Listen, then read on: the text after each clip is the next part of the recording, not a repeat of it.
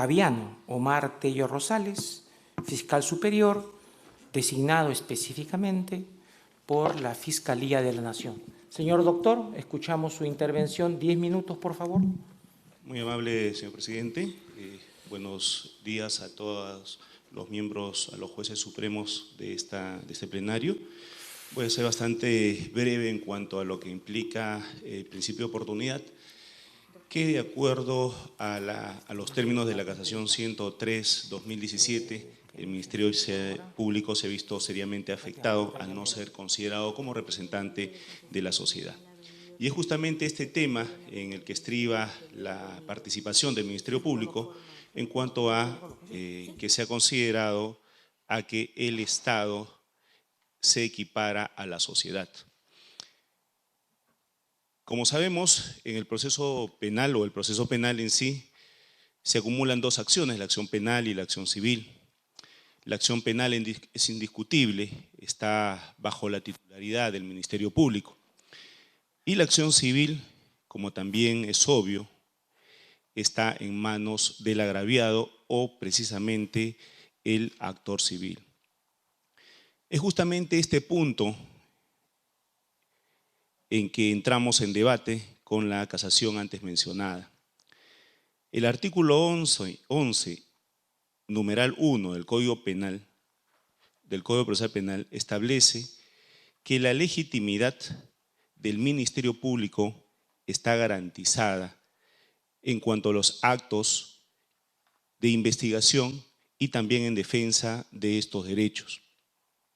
No obstante ello, señala también este artículo 11 que esta legitimidad cesa cuando interviene el agraviado directamente.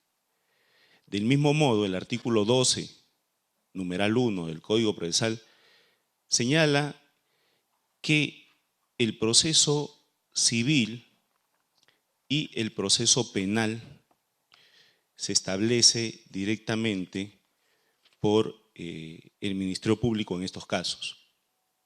Pero ¿dónde radica esta legitimidad para la intervención en el proceso penal y precisamente en la acción civil? Radica en la propia Constitución, cuando en el artículo 159, numeral 3, se establece literalmente que la representación en los procesos judiciales de la sociedad le corresponde al Ministerio Público. Y esto es importante destacar porque no existe normatividad dentro de la Constitución que otorgue dicha titularidad a otra institución. Si bien es cierto, el Estado es la sociedad jurídicamente organizada, no podemos desconocer que la sociedad como tal también se encuentra separada de la organización jurídica del Estado. Porque la sociedad como tal, en algunos aspectos de la vida, entra en conflicto con el Estado mismo y con sus intereses. Se ha hablado en demasía sobre la diferencia que existe entre gobernantes y gobernados, y muchas de las diferencias se ven plasmadas en abusos que se tienen dando por parte del Estado como organización jurídicamente. ¿Y quién es entonces el ente idóneo para defender estos intereses de la sociedad cuando esto sucede? Es el Ministerio Público.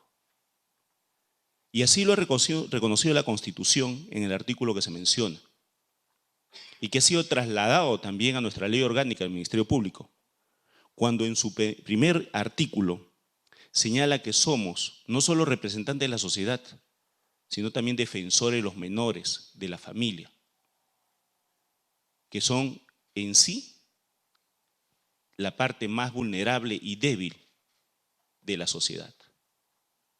Entonces, señores magistrados, queda claro que la defensa de la sociedad y por tanto la legitimidad del Ministerio Público, para ello nos corresponde. Esto como una primera línea respecto a la legitimidad de la Fiscalía para la intervención en los procesos judiciales. Como segunda línea, lo que quiero abordar es justamente el análisis de la casación 103-2017 que se ha señalado anteriormente, 103-2017 Junín. En esta casación se señala en el fundamento 17 que efectivamente la sociedad y el Estado son totalmente diferentes.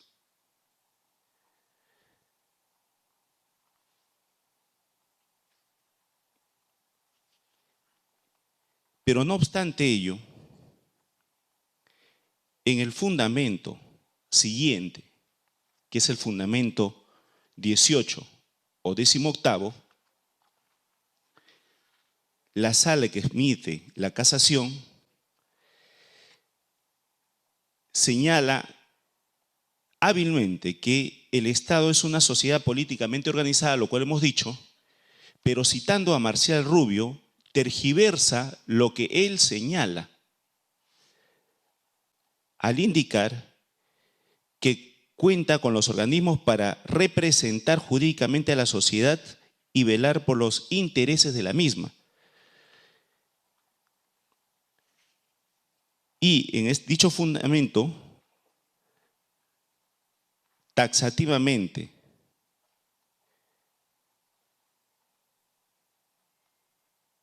señala en la obra, voy a leer literalmente, es el sistema jurídico, al referirse a los sistemas de la administración pública, nos dice: sistema es la suma de organizaciones de normas, órganos y procesos destinados a proveer a la administración pública de los insumos necesarios para cumplir eficientemente sus fines institucionales.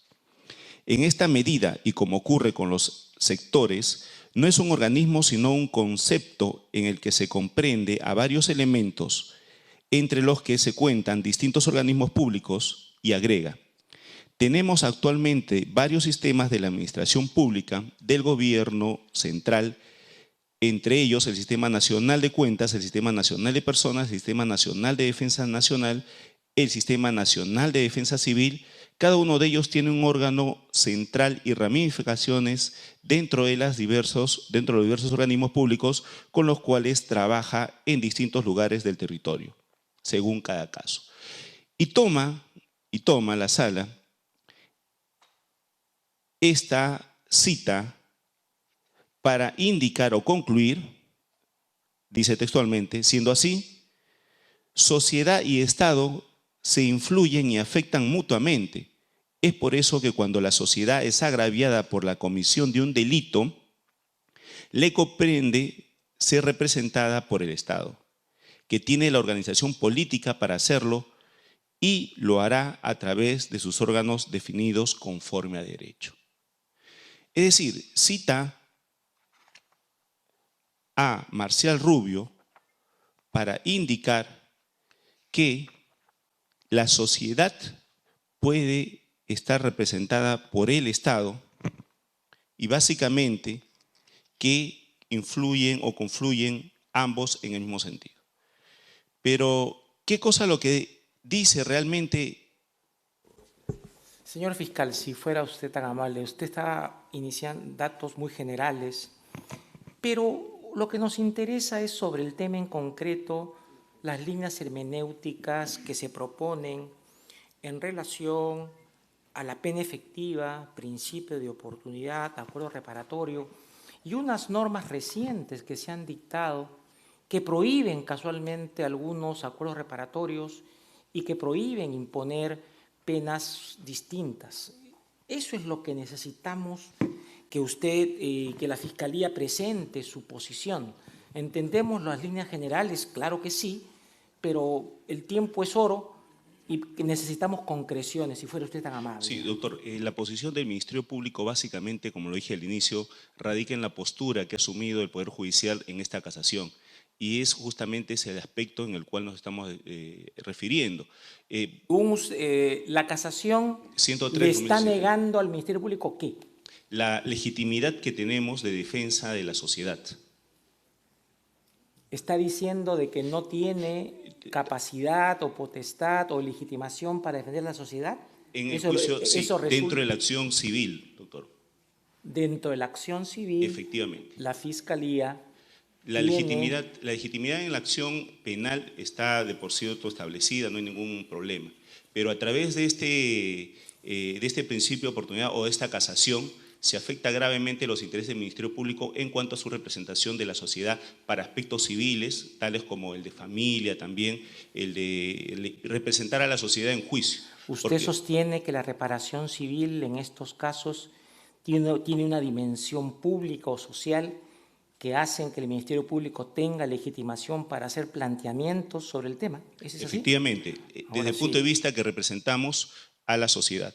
Y me refería justamente a este aspecto, ¿por qué? Porque continuando nuevamente, ¿no? Se cita en dicha casación el texto del doctor Marcial Rubio y se infiere que sociedad y Estado es lo mismo y que por lo tanto concluye de que la representación de la sociedad debe recaer en el Estado.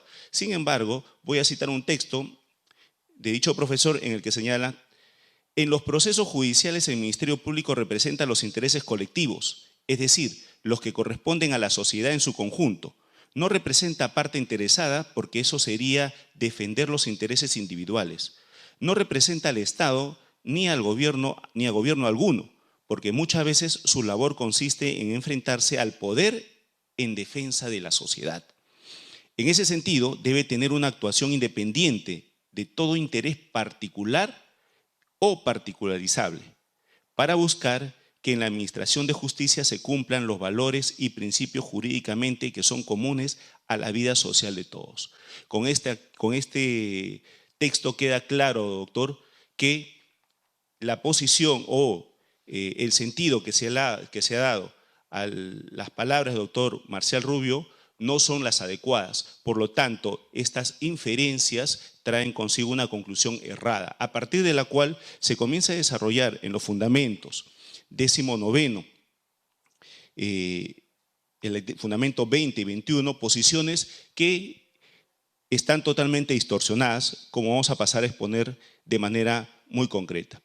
Ya se venció el término, lamentablemente estamos con un exceso de su parte de más de 14 minutos. Sí, doctor, queda claro en todo caso, simplemente para concluir, que la posición del Ministerio Público es que se le reconozca la legitimidad que la Constitución lo ha establecido y que no existe norma que lo prohíba, y que los procuradores defienden al Estado, que es un ente totalmente distinto a la sociedad.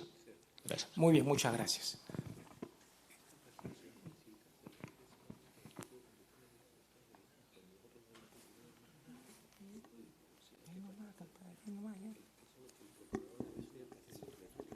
Correcto. Muy bien. La señorita doctora Sofía Rivas Lamadrid tiene el uso de la palabra. Muy buenos días, señor presidente, señores jueces supremos penales, público presente. Yo voy a enfocar el tema por el que se me convoca desde los delitos de lesiones leves y levísimas producidas en los contextos de violencia contra la mujer e integrantes del grupo familiar, contemplados en los artículos 122, inciso tercero, literales C y D, y 122B del Código Penal. 22B. Ya. ¿Cuál es la situación problemática actual? Se han detectado posiciones prácticas distintas en la aplicación de las medidas alternativas al proceso, como lo son el principio de oportunidad y acuerdo reparatorio y la pena efectiva para este tipo de delitos. Respecto al principio de oportunidad, existe un sector que, por considerar los delitos de mínima lesividad y por la leve penalidad, los aplican en los términos del artículo 2 del Código Procesal Penal, mientras que para otro sector no los aplican, toda vez que el artículo 25 de la Ley 30.364 prohíbe la conciliación para estos delitos, lo cual es requisito para ellos. ¿Cuál es mi propuesta de interpretación? Considero que debe de excluirse el principio de oportunidad y acuerdo reparatorio para estos delitos, no solamente porque el artículo 25 de la Ley 30.364 lo señala así, sino porque en marzo de este año se ha modificado el reglamento de la Ley 30.364 que señala que estos delitos afectan gravemente el interés público. Asimismo, prohíbe los mecanismos de negociación que impidan la sanción de estos delitos. Adicionalmente, debo señalar que la Comisión Interamericana de Derechos Humanos ya ha señalado su profunda preocupación en relación a que se apliquen en los estados parte del principio de oportunidad, desconociendo el riesgo y la vulnerabilidad de las víctimas. Asimismo, señala que ello genera impunidad para estos delitos.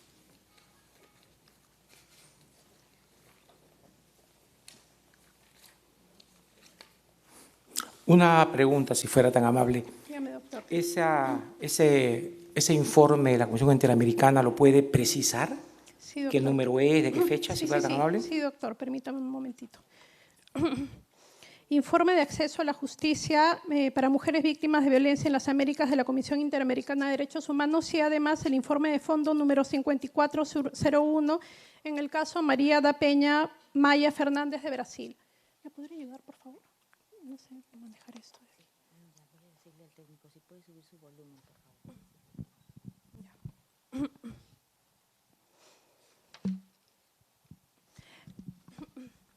Respecto a la pena efectiva, tenemos también dos posiciones. La primera posición considera un sector que la pena debe de ser siempre efectiva, toda vez que la ley 30.710 modificó el artículo 57 del Código Penal, prohibiendo la suspensión de la ejecución de la pena para estos delitos. Mientras que otro sector, por la leve penalidad y la leve lesividad, conforme lo consideran así, convierten la pena efectiva en atención al artículo 52 del Código Penal. ¿Cuál es mi propuesta de interpretación con respecto a este punto? Yo considero que la efectividad de la pena debe de solo aplicarse en las lesiones producidas en contextos de violencia y no en contextos de conflicto. Para ello, considero necesario diferenciar ambos contextos. El contexto de violencia, entendido como abuso de poder y sometimiento, ha sido ya señalado en el Acuerdo Plenario 5-2016, 1-2016, Reglamento de la Ley 30.364, Preámbulo de la Convención Belén do Pará y sentencias de la Corte Interamericana de Derechos Humanos en los casos Campo Algodonero y Penal Castro Castro. Este contexto llamó mi atención, por lo que profundicé en las guías y manuales de violencia, tanto nacionales como extranjeros, para ver de qué se trataba la violencia, el fenómeno de la violencia. De tal forma que he recogido dentro de estos algunos conceptos que constituyen 5 características que considero determinantes para poder establecer cuándo nos encontramos ante un contexto de violencia. Primero, la verticalidad. En un contexto de violencia existe sometimiento de la víctima para con la voluntad y el poder del agresor. Como segunda característica considero pues la motivación destructiva. Esto es, el fin del agresor está constituido por anular la capacidad de decisión y autonomía de la víctima mediante el pánico. Ello para que cumpla con los patrones impuestos por el agresor, lo que en violencia contra la mujer se le denomina estereotipos de género. De tal forma que las agresiones son el medio para manipularla y amoldarla mediante el miedo. Una tercera característica la considero la ciclicidad. Esto es, la violencia se constituye por etapas cíclicas de intensa violencia y profunda ternura en forma de manipulación. Esto es lo que genera confusión en las víctimas y es lo que los psicólogos denominan una trampa psicológica. Es por ello que se crea el vínculo de dependencia y por ello es que la víctima vemos en la práctica que termina en muchas oportunidades justificando la violencia y queriendo retirar o en todo caso que se desestime la denuncia. No concurren durante el proceso y ello pues justamente es por el punto que señalo respecto a la ciclicidad. Una cuarta característica lo constituye la progresividad. La violencia es peligrosa porque se intensifica progresivamente tanto en modo como en intensidad. Y por último, una última característica del contexto de violencia lo constituye el riesgo. Esto es, factores que generan las condiciones de vulnerabilidad de la víctima. la cual es aprovechada por el agresor. Siendo así, considero yo que esto es lo que se busca para determinar cuándo nos encontramos ante un vínculo de violencia. Aquí, considero yo, radica el mayor desvalor de la conducta, no es el causar una lesión a una mujer o un integrante del grupo familiar, sino crear un contexto de violencia en el que se le lesiona física o psicológicamente a la víctima si no se le somete, de tal forma que las lesiones son resultado del castigo por no obedecer. Siendo ello así, nos encontramos, según mi propuesta, ante delitos pluriofensivos y que generan mayor antijuricidad. De tal forma que el contexto de violencia afecta a la salud mental, la verticalidad vulnera la igualdad y el derecho a no ser discriminado, y la motivación destructiva afecta el libre desarrollo de la personalidad y vulnera el núcleo de la personalidad. Por eso es que considero que este punto es determinante para señalar que es un ataque a los derechos humanos. Respecto a la ciclicidad, esto se puede advertir que determina la continuidad delictiva de la gente y la progresividad y el riesgo justifican la necesidad de intervención y mayor represión estatal.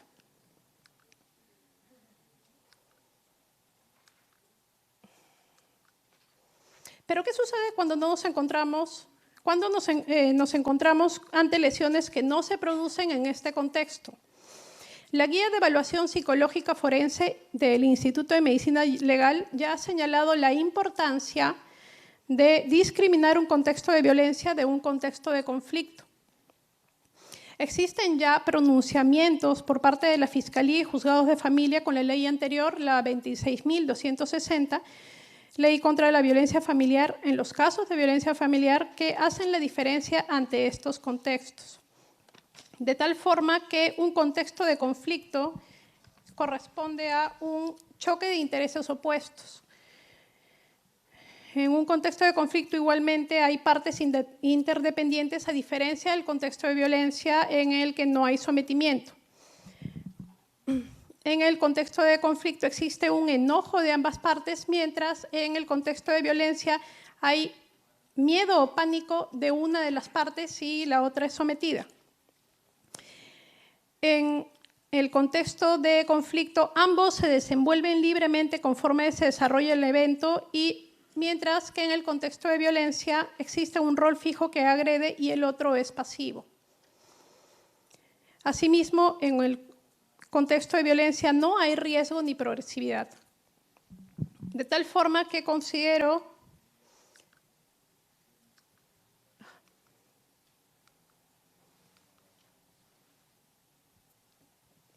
¿cuál es la situación actual? La actual interpretación de estos tipos penales. El operador jurídico confunde la lesión con el contexto de violencia, utilizando el concepto común, y realiza una interpretación gramatical convirtiéndolo en elemento descriptivo del tipo. De tal forma que la conducta típica está constituida por dos elementos: lesión y sujetos protegidos, esto es mujer o integrante del grupo familiar. Esto nos lleva a un escenario en el que existe mínima afectación al bien jurídico tutelado. Se obvia el contexto de violencia y se obvia los bienes jurídicos tutelados en mención, de tal forma que se afectan los límites materiales del derecho penal, como lo es la proporcionalidad punitiva. Siendo así, considero necesario restringir el ámbito de aplicación y el alcance del elemento típico violencia como contexto para limitar las conductas típicas que deben de ser objeto de pena efectiva. ¿Cómo? Interpretando el contexto de violencia. Perdón, doctor. Disculpe, no sé si es solo mi caso y por la ubicación seguramente de esta mesa, simultáneamente escucho su discurso y el discurso del fondo de un señor periodista que está transmitiendo, al parecer, lo que aquí se está realizando en vivo. Yo le agradecería mucho al señor periodista que tenga la gentileza de permitir escuchar aquí lo que nos está diciendo la expositora. Ojalá que nos haga el favor. Continúe y ya debe de culminar, por favor. Sí, doctor. Muchas gracias, doctor. ¿Cómo considero que debe de hacerse ello? Interpretando el contexto de violencia como elemento normativo del tipo. Esto es mediante la interpretación sistemática y teleológica, de tal forma que nuestra conducta típica esté constituida no por 2 elementos típicos, sino por 3 elementos típicos: lesión, sujetos protegidos y contexto de violencia. De tal forma que esta posición nos lleva a un escenario distinto, en el que se reconocen los bienes jurídicos tutelados, se delimita el ámbito de aplicación y nos quedamos solamente con aquellas conductas que impliquen riesgo y progresividad. Siendo así, debo culminar que considero que cuando las lesiones se produzcan en un contexto de conflicto, si son leves, deben de ser tipificadas en el primer párrafo del artículo 122 y si son levísimas en el artículo 441. Muchas gracias. Muchas gracias, señorita abogada. Yo les ruego, como siempre, que nos remitan sus conclusiones sobre los temas abordados. Muchas gracias. Abrimos el tema tercero, diferencias hermenéuticas y técnicas especiales de investigación en los delitos de organización criminal y banda criminal. Señorita secretaria, dé cuenta de los ponentes. Doctor Arturo Mosquera Cornejo, fiscal de la Segunda Fiscalía Supraprovincial Corporativa contra la Criminalidad Organizada. Doctora Irene Mercado Zavala, fiscal de la Segunda Fiscalía Supraprovincial Corporativa contra la Criminalidad Organizada, designados ambos por el despacho del doctor Jorge Chávez Cotrina, fiscal superior coordinador, así como el señor abogado Michel García Coronel, especialista del Ministerio del Interior. Muy bien. Sírvanse pasar, por favor, los señores, los ponentes.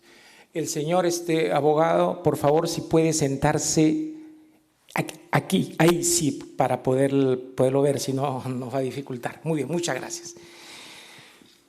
Dos señores fiscales, por favor, identifíquese quién empieza primero. Ya saben, 5 minutos en la medida de lo posible. Señor fiscal. Con su venia, señor presidente. Sí. Mi nombre es Arturo Mosqueira, soy fiscal del primer equipo de la Segunda Fiscalía de Criminalidad Organizada. El tema que voy a tomar lo voy a dividir en 3 partes, ¿no? Primero, la diferencia entre banda criminal y organización criminal, y luego algunos temas que, habida cuenta de que mis colegas fiscales de crimen organizado se enteraron de esta exposición, nos dieron el encargo de transmitir a este ilustre colegiado respecto a temas hermenéuticos de interpretación del tipo penal del artículo 317 del Código Penal. Sin más preámbulo, decirles que respecto al tema de organización criminal, creemos que el tema doctrinaria y jurisprudencialmente está cerrado. A partir del Acuerdo Plenario 4/2006, en el que estamos hablando de hace 13 años, respecto del delito de asociación ilícita, se determina que es un delito autónomo y que es un despropósito abordar el tema de la organización criminal a partir de los delitos fines o delitos objeto. El siguiente